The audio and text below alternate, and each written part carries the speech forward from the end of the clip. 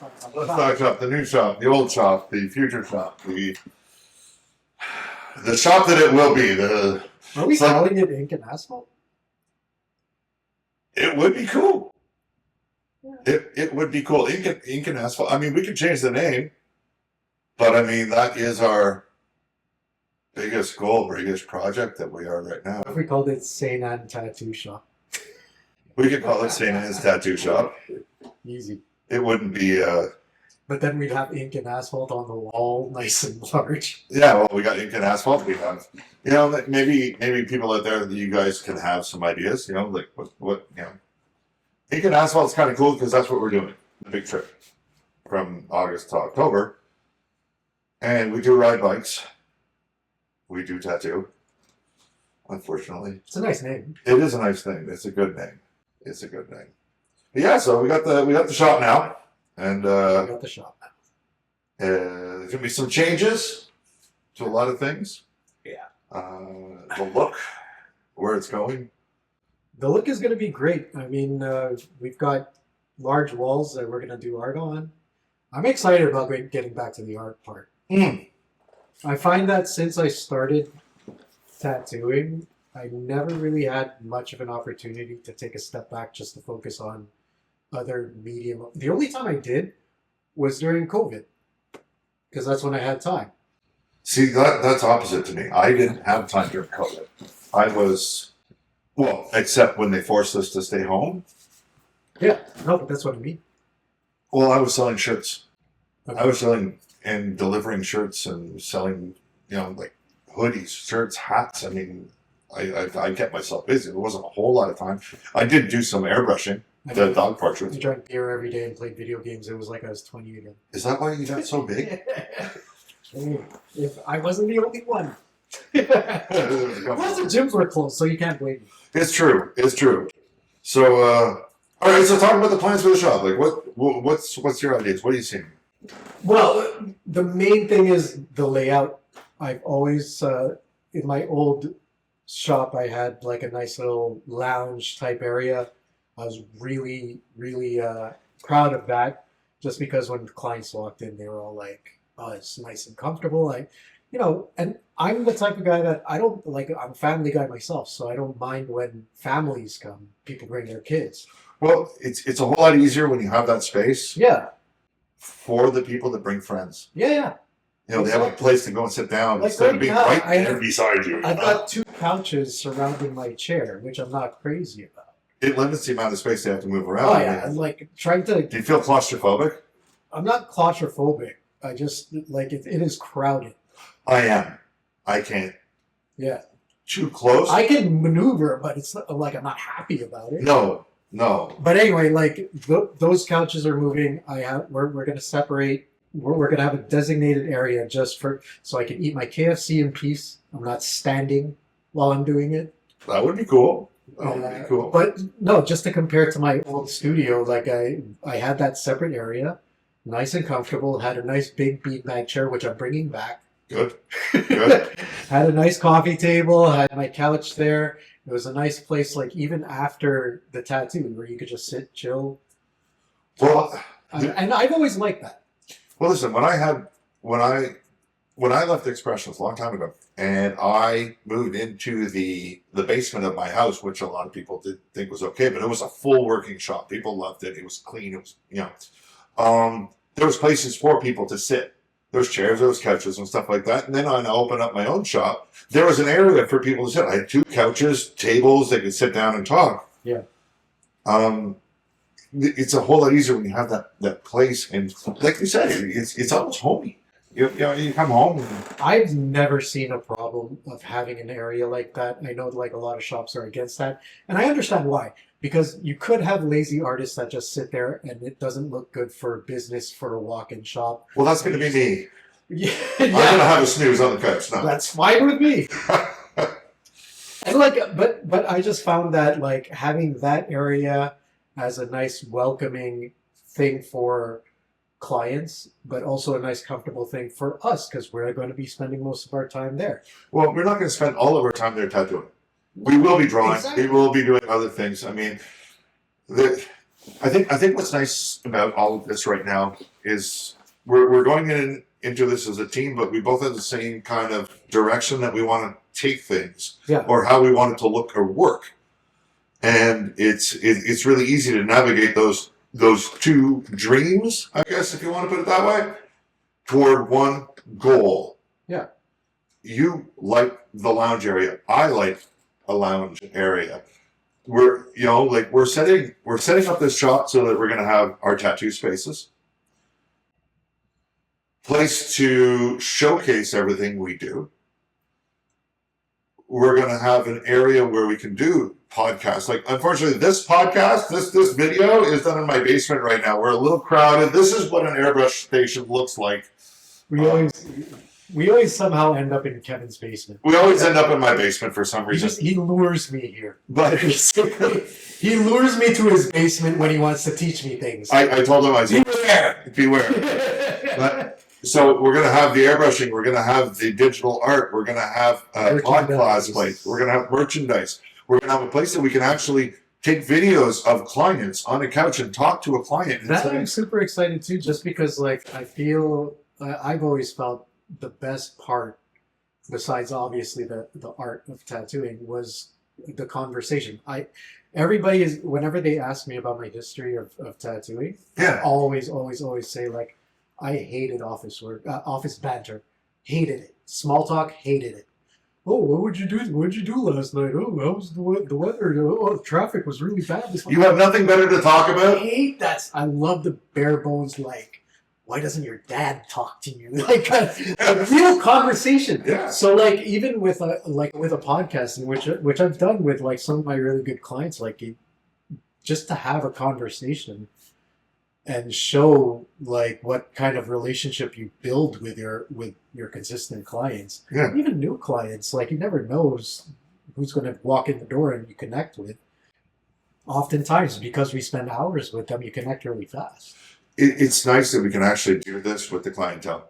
Yeah. Because there's a lot of people, I know a lot of artists are against like the whole drama thing, like, What do you mean? you know, when the program started and the person would come in to get a tattoo, but then they spend 15 minutes talking about everything that happened in their past. I mean, most people just want to get to the tattoos, right? And I've always said to clients, and I'm not trying to be rude to a client, I said, listen, we're going to have a lot of time to talk about this during your tattoo, but I want to spend my time getting, at the very beginning, the best job that you can get possible. Oh, you're talking about during a consultation. During a consultation, I don't want to hear about everything, but afterwards, or even during, yeah, we can talk a little bit about that. That's the cool part. See, that's why I do mine on Zoom, because there's a 30-minute time limit. So it's even easy for me to say, like, okay, I gotta go. But now with what we have, we can do so much more. We can do a video with the client after the tattoo. Yeah. How did you enjoy your experience? What do you think about this? Yeah. We'll put it up on the social medias. I mean, I'm no social media expert, but I know enough that I can put up a video that's interesting. Yeah. And the clients want to see that stuff out there too. Well, like I said, best part I think of our jobs is the conversation, the stories, and all those things, and we get to put that permanently in their skin. Well, why are we doing this big ride? Well, there's a lot. The stories. The stories. The stories. Stories. We're going down. We're going to be meeting, the story and the history. Glenn Decker, Jason McCaw, Jamie McKay, Danette Smith. I mean, decades of experience. Mike Young. I mean, the amount of clients that they've had too, like, and stories. Well, clients themselves love hearing artists' stories from other clients. Like what was your weirdest tattoo? Exactly. I mean, so I mean, did you ever turn down a tattoo? So I mean, what better way to actually showcase what we do than actually putting in a little effort, showing the stories behind a lot of this shit? Yeah, it's the best part. The tattooing part. I mean, like, we're gonna get into this. But the oversaturation of the technique of tattooing, the art of tattooing and everything, and How many the more rights videos? and the wrongs and the what you should be doing, what you shouldn't be doing. I think there's enough of that. How many more videos are we going to do that we're going to talk about that shit? Plenty. That's going to be a never-ending subject. It's going to be too incredible. But something that will always grab my attention are the stories of the clients, Yep. are the stories of the artists, and like the trade. Let's call it. It's not really a trade, but like the art of tattooing is just something that. What's a trade? I mean, we have to do a lot of studying, a lot of work. I mean, okay, now some people just take it as an art because they can buy their fucking Amazon machine and they'll get ink from some other person. They do a video and they didn't have to apprentice. They didn't have to work hard. They can't fucking do stickmen without having to actually trace it. Yeah. I mean, so to them it may be art. To me, it's a trade. I had to learn a lot. I unfortunately didn't get an apprenticeship. So I had to do everything the hard way. I had to go out. I had to get tattoos. I had to talk to the people, ask as many questions, spend a lot of money. I worked on pigskins in my kitchen for months and months, just learning how to do alignment and talking to people. And YouTube videos back, like 16, 17 years ago, few and far between, If any. And you took what was good and you got rid of what was bad. I remember YouTube videos when I started tattooing. It was just speed runs. Huh? There was no explanation behind it whatsoever. It was just basically, here we go, boom, boom, boom, boom, boom, boom, and within a few minutes. So I think it's a trade. I call it a trade because we had to work hard to learn everything that we know now to get to this point. And we're still working on it. We're still drawing. We're still airbrushing. We're still painting. We're doing digital art. We're not using AI just to get every fucking image out there. Well, the thing I like about us, taking over this shop and making it our own, we're kind of going back to, I'll put it this, I'll rephrase this. A lot of artists these days, they prefer to have private studios. They want to branch out on their own. They feel like they're fully capable of handling a private shop. Okay. You've done it. Yeah. I've done it. I wanted to get back into a public eye, in a sense. But I still wanted to maintain the character that I had in my private shop, because I don't think that there's a problem in showing a personal side to you when it's your business. And, No, I can agree with that. but given my history with working with shops, you're kind of restricted. Some people want to just strictly make it a business, and although it's cool, you get to have art on the walls and but sometimes there's a bit of a stranglehold on how you can express yourself, which is kind of ironic. You have you have art on the walls, Yeah. but you can't have a nice comfortable zone where your clients can just feel comfortable with it. Listen, I wanted to go back to the public. Yeah. I started in a public shop where there was walk-ins and everything like that. There was hustle. There was you had to know how to draw. You had to know how to talk to clients. You had to know. But I go back to the one thing that I've always said. Okay, it was those people that got me to the career where I do get big full back pieces and full sleeves and realism, and I get paid well for what I do, and I really work hard for that money that I make now. But I miss client coming in, giving me an idea, and it's now I got to crunch. Now it's crunch time. I miss some of that. Yeah. When you have nothing to do. Same. Walk-ins. Come on, what do you want? Let's draw it out right now and get it on your skin. Come on. That hustle there doesn't exist in little private studios anymore. Well, you know what else? The advantage of us coming back to the public, offering our services to a more general public again, is that we have the experience to guide them through a tattoo now. Yes. I have an example. I have a friend of mine, his nephew wants a tattoo of an infinity sign. I'm not even joking. Okay. It's an infinity sign. Whatever. With hearts in it, the letter A, and a soccer ball. Do it. No. No.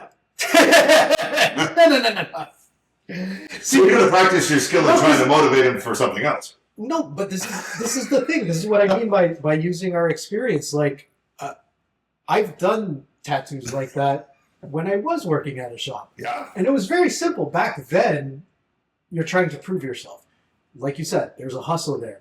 There's a competitive level there. Yes. Where you need to prove yourself. You got to be better than the other guy that's Yeah. going to get that tattoo You too. want to keep this client. You want that client to come back. So you just pretty much, let's do it. Let's knock it out of the park. You want to keep your boss happy. So let's do this. Like, we'll do it less than half an hour. And if you want him to come back, you sell him on another idea while you're tattooing. Yeah. But in this case, I told him straight out, I'm like, look, I'll be completely honest. And I say this anytime I get an infinity symbol or a design similar to that, where it's like we've done it 1,000 times over. I tell them, and this is obviously his first tattoo, and I said, look, if you throw a rock in the mall and hit somebody, it's very likely they're going to have a similar tattoo. It's very likely they're going to have an infinity symbol. Somewhere. Or at least know one person that has an infinity symbol. Or he'll have it, but he won't admit that he has it. Well, I mean... I do, this is one of my butt, but I'm Infinite butt. Infinite butt. There we go. So anyway, like I said, look, let's do something completely original. Are you open to that? For sure. And I did this back at the shop. I used to say, like, look, I could do exactly this. Not a problem. But how open are you to expanding on your idea for it? For sure. Because that's what they come to us for. Yeah. They come to us for ideas. How often do you have a consultation where somebody's like, I like this, but like I want you to put your spin on it? All the time. Exactly. So and what do? We say like, well, what's the idea? Yep. What's the concept behind it? Let's take that and what about this? How do you feel about that? This symbolizes this. Do you want to incorporate that? Does it need to have this? Does it need to have hearts? Does it need to have... Because the infinity symbol, I always say, it's the only reason it's attractive is because it's swirly. Well, People are drawn to swirls for some reason. Listen, if somebody's dead set on it, I'll do it. Okay, no problem. No, that's... If you're really dead set on it, if we can do something cooler, yeah, then I'm always for it. But like I said, going back to a public shop where you say, okay, listen, on Mondays and Wednesdays, if infinities only.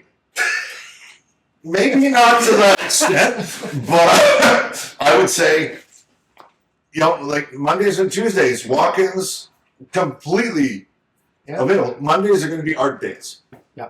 So we're going to be in the shop anyway, and if we do small tattoos, well, we'll put that money towards our show or something like that, if we can get them to the ride in October, August to October and September, basically. But I think get walk-ins. The best part, too, about those art days, I think we're not even restricting those to just us either. No. Why not invite another artist like, hey, you want to come hang out and do some art? Listen, our shop is going to be a place of growth. Yeah. Not just for us. We're going to have guest spots. We're going to bring in other artists. If you're just an artist, you're not even going to be a tattoo artist. Right. If you're just an artist and you want to come in and you want to draw with us on Mondays, we're there at 10 a.m. or 11 a.m., whatever we decide, and then we're going to be leaving at maybe 6 or 7 at night. If we get some tattoos during the day, great. I'll go and tattoo. Yeah. While you guys are drawing, when I'm done, I'm back over drawing. If you got a tattoo, great. If not, then all three of us are sitting down. We can film it. We can put it up on YouTube. We can do whatever the hell we want. Yeah. But it's a place of growth. Yeah. We're growing as artists. We're growing our following just for the ride that we're going to be doing down through Eastern Canada. We're growing in every way possible, and it's just positive. So you want to be over there? Come along. I want people drawing, airbrushing. We had some fun today. You're learning how to airbrush. I'm still trying to get better at the fucking thing. That's just where we're gonna approach the shop now. It's where we go and we spend that time during the week growing in every possible way. None of this, I'm finished my tattoo, I'm going home. Oh, we got hours. We're here to work. Yeah. And we're gonna work. And the only way anybody's gonna get any results is working. The only way we're gonna get better at airbrushing is by airbrushing. By putting in the work. That's what we did for tattoos. That's what we're going to be doing for social media. That's you ride a motorcycle? Were you good the first day? You tell me. You want to see the burn I got on my leg from the exhaust? But you had to work at it. Yeah. And you had to grow. Now you're enjoying it. We're gonna grow and we're gonna fucking enjoy this. Love it. How many artists do you know that would come over and just draw with us for a day? I could probably grab a handful. Well, just off the top of my head. I'm the same way. There's probably, I'm just gonna throw it out there. I would say there's probably a whole bunch of people that would learn how to draw, or at least love to learn by drawing with other people if there was a spot open for that. Yeah. Because I don't know anywhere where that is. Hey, just come in and draw. Yeah. We got couches, chairs. You have questions about it. Why not? You know, that's why we're building a bit of a community around it too. Is just going to be incredible. If the couches are full, I'll sit at my fucking chair, my tattoo chair, and draw with people. I don't care. I'll pull over my rolly fucking chair and stool and draw on my tablet. Have fun doing it. Since COVID, the years have been shit. Let's have some fun now. Agreed. That's the way I see it. Yeah. There's my rant. Yeah, I'm an old man ranting. No, it's not that. It's just. No, I completely agree with you. I truly believe hard work and sacrifice brings happiness. Happiness is not something that exists. Happiness is something that you create. You don't create it by being lazy. You don't create it by sitting at home doing nothing. It's like health. It's like love. They are nothing but words unless you do something to make those fucking things happen. I love that.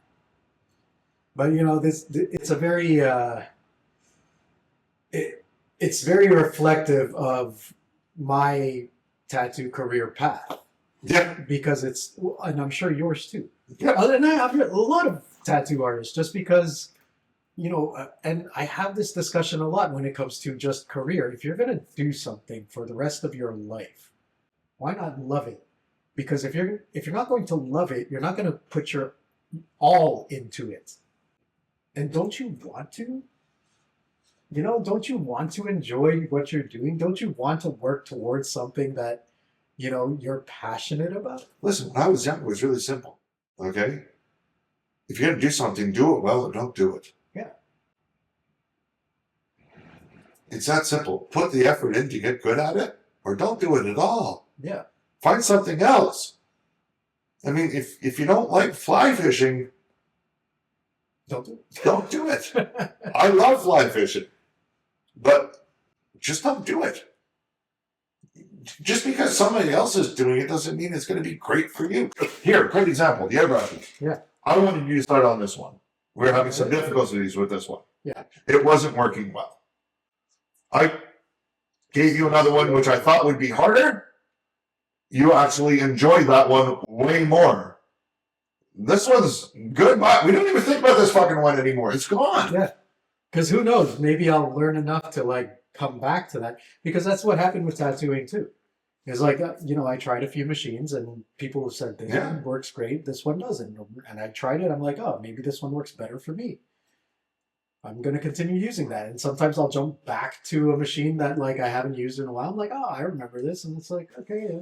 Don't do it. Oh, same thing. Don't do it or don't use it if it's not working for you. Find whatever works for you and go forward. Yeah. We're going to be airbrushing. We're going to be doing digital drawing and digital painting. We're painting the fucking walls. We're going to be airbrushing. You're going to see these things from the streets. When you drive by and look up, you're going to see our painting. It will be ready by March 1st. We're going to be mark my words. Involved in St. Anne-de-Bellevue. Yeah. St. Anne-de-Bellevue. There's going to be. Involved and known. We're going to do events. Yep. For John Abbott. Yep. We are going to get that event done for John Abbott. We're going to be working with maybe some rescues for the animals. From now on, you're going to hear about us. Yeah. Sorry, we're going to create waves. I think that I'm really not sorry about it. Why did I say that? I don't give a fuck. I got nothing to lose anymore. I want to do good, be good, work hard, and enjoy. Yeah. That's what I want to do now, and I'm not going to apologize to anybody for it. John Abbott students should get ready for March break. We have some stuff ready for you. Let's do it, man. Yeah. Anyway, we'll call it for the day. Yeah. You got stuff to do. I got stuff to do, but we will see you back in a couple of days.